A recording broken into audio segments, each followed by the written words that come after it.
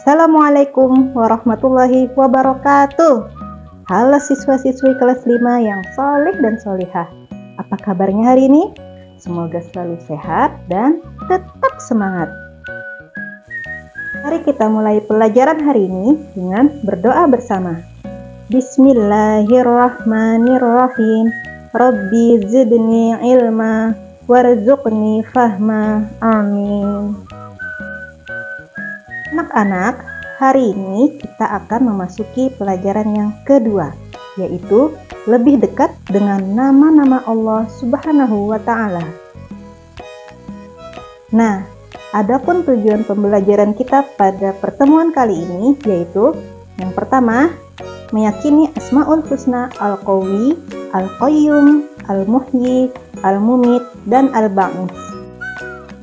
Yang kedua, menjelaskan makna Asmaul Husna, Al-Qawi, Al-Qayyum, Al-Muhyi, Al-Mumit, Al-Ba'is. Yang ketiga, mengungkapkan nilai-nilai akhlak terpuji sebagai bentuk keyakinan kepada Asmaul Husna, Al-Qawi, Al-Qayyum, Al-Muhyi, Al-Mumit, dan Al-Ba'is. Anak-anak, jika kita ingin mengenal sesuatu, misalnya nama orang, tumbuhan, hewan, dan benda lainnya, yang pertama ditanyakan adalah namanya. Melalui nama itu, kita bisa mengenal sesuatu. Demikian halnya Allah Subhanahu wa Ta'ala. Untuk mengenal Allah lebih jauh, siapa Allah Subhanahu wa Ta'ala? Jawabannya ada pada Asmaul Husna. Anak-anak, sudah tahu bukan apa itu Asmaul Husna? Ya, betul.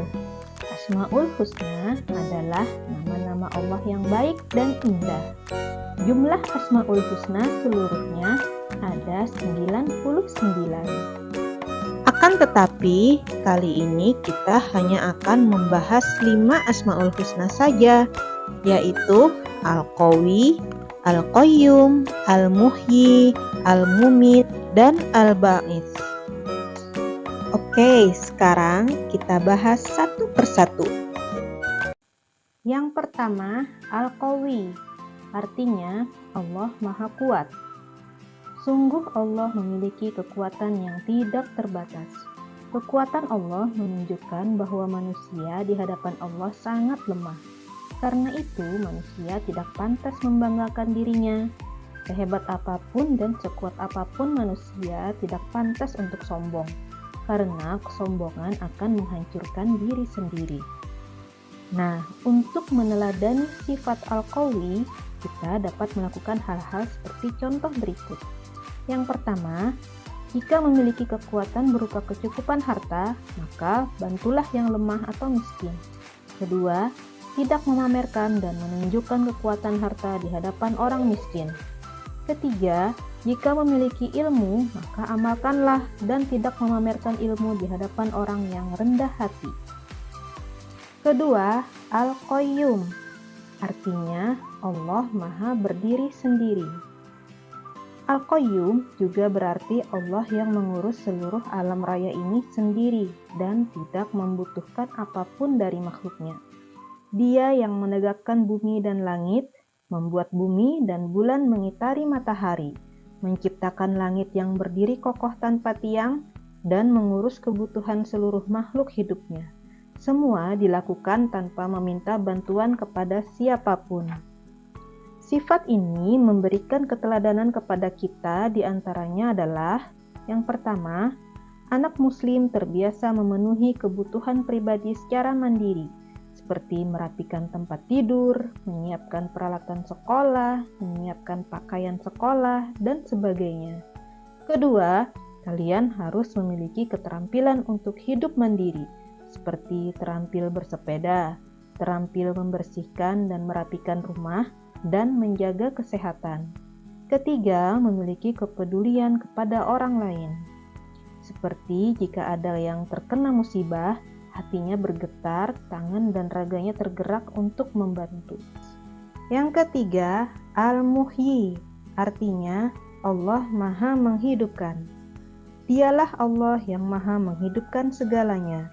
Allah juga akan menghidupkan kembali manusia yang telah mati dan membangkitkannya kelak di akhirat.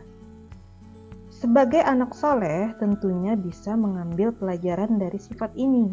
Di antaranya agar bangkit dan termotivasi untuk berlomba-lomba dalam kebaikan. Ayo perhatikan di lingkungan sekitar. Pernahkah kalian melihat ada musibah? Atau pernahkah melihat sebuah kecelakaan? Tentu peristiwa ini tak ingin menimpa kita dan tidak kita kehendaki.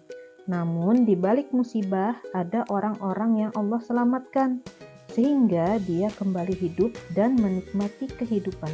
Yang keempat, Al-Mumit, artinya Allah Maha Mematikan.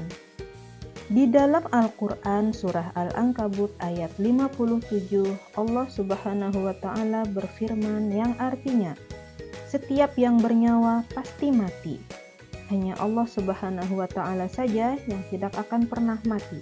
Sedangkan manusia, hewan, dan tumbuhan tidak bisa lari dari kematian. Semua pasti mati. Lalu, bagaimana kita mempersiapkan kematian yang pasti terjadi? Ya, tentunya kita harus mengikuti perintah Allah dan Rasul-Nya. Misalnya, rajin sholat, membaca Al-Quran, rajin belajar, dan patuh serta hormat kepada orang tua dan guru.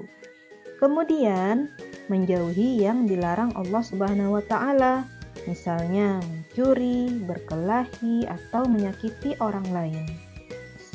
Yang kelima, Al-Ba'id, artinya Allah Maha Membangkitkan. Allah yang akan membangkitkan semua manusia dari alam kubur. Allah akan menghidupkan kembali makhluk-makhluknya yang telah mati.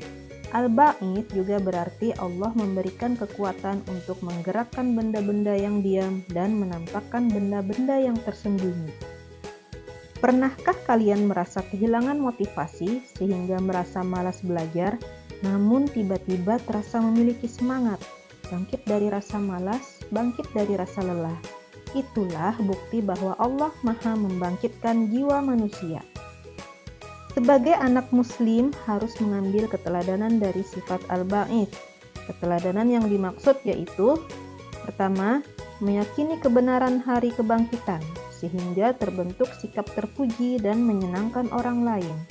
Kedua, peduli untuk menghidupkan orang lain dengan mengajar ilmu yang bermanfaat untuk bekal dunia akhirat. Ketiga, terbiasa menanamkan rasa percaya diri dan semangat juang kepada orang lain. Anak-anak, cukup sekian materi kita pada hari ini. Semoga bermanfaat ya.